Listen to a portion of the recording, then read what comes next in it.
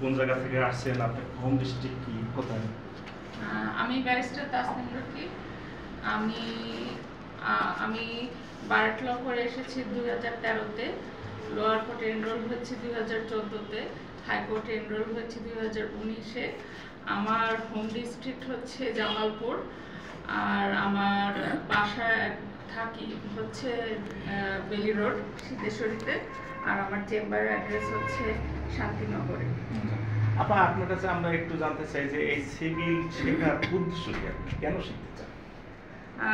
এই সিভিল শেখার মূল উদ্দেশ্যটা হচ্ছে আমাদের যে পৈতৃক জমি জমা, এটা কাগজপত্র বোঝার জন্য যে এই যে দাগ নাম্বার, খতিয়ান, এগুলো বোঝা খুব জরুরি।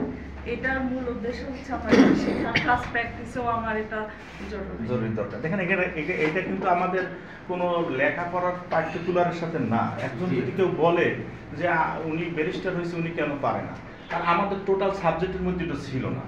এইটা আমাদের সবসময় ভুল চিন্তা যে সে কেন পারে না, সে কেন পড়ে না।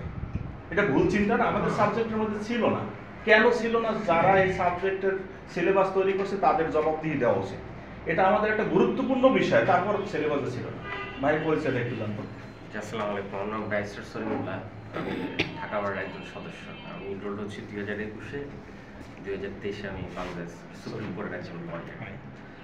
এই তো পরিচয়। আমার চেম্বার হচ্ছে ঢাকা জজ কোর্ট নাহার কমপ্লেক্সে, পল্টনে আমার চেম্বার আছে। আপনার কাছে একটু জানতে চাচ্ছি, আমি আগেই বলছি যে আমাদের পুরনো সদস্য এবং ভালো মেধাবী সদস্য, এখন সে কিন্তু আগে শিখছে, ভালোই পারে, আবার রিপিট করার কারণটা কি?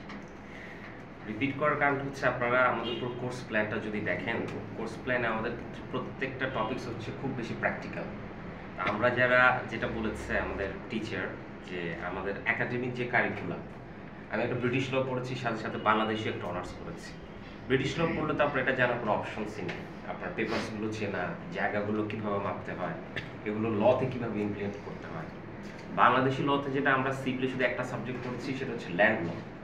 নামে ল্যান্ড ল, বাট ল্যান্ডের আমরা আসলে কোনো কিছুই আমাদের একাডেমিক কারিকুলামে পড়াই না। এটা একটা রিজন যার কারণে বেশিরভাগ স্টুডেন্ট আমরা সিভিলে বা এই রিলেটেড জিনিসগুলো উইক থাকে। এই কোর্সটা আমি আগে একবার করেছি, আবার করার রিজন হচ্ছে এটাকে আমি আরেকটু বেশি এক্সপিরিয়েন্স হওয়ার, পেপারগুলো আরও ছিল। আর আপনারা জান আমাদের ইনফিল্ড নিয়ে শেখানো হয়, এগুলো আমরা যা শিখবো, আমি প্র্যাকটিসে গিয়ে এটা আরও বেশি ফিল করতেছি। আমার মনে হয় এটা যত বেশি আমি বুঝতে পারবো, তত বেশি আমি অ্যাজ এ অ্যাডভোকেট, বিশেষ করে সিভিল লয়ে ভালো করতে পারবো। এটা আমার মনে হয়েছে যে ব্যারিস্টার সাহেবের কথায় যে এটা আরো গভীরে যাইতে চাচ্ছে, সে আরো গভীরে যাইতে চাচ্ছে। কেন? হাইকোর্টে বিভিন্ন ডিস্ট্রিক্টের ফাইল আসে।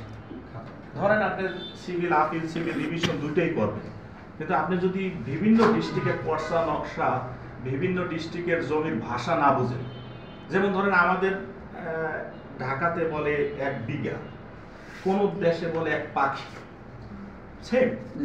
এখন বিজ্ঞ লয়ার চেম্বার আইসা বলছে যে আমার 1 পাখি জমি ছিল, এখন উনি তো বুঝতে পারেন এটা কোন পাখি। এখন আমাদের চাইতে হবে ওই ল্যাঙ্গুয়েজে যে আসলেও পাখি 1 বিঘা ছিল কোথাও, কোন ডিস্ট্রিক্টে। ওনাকে বলা যাবে না পাখি বলতে কি বুঝেন, তাহলে বলবে ইনি বুঝে নাই।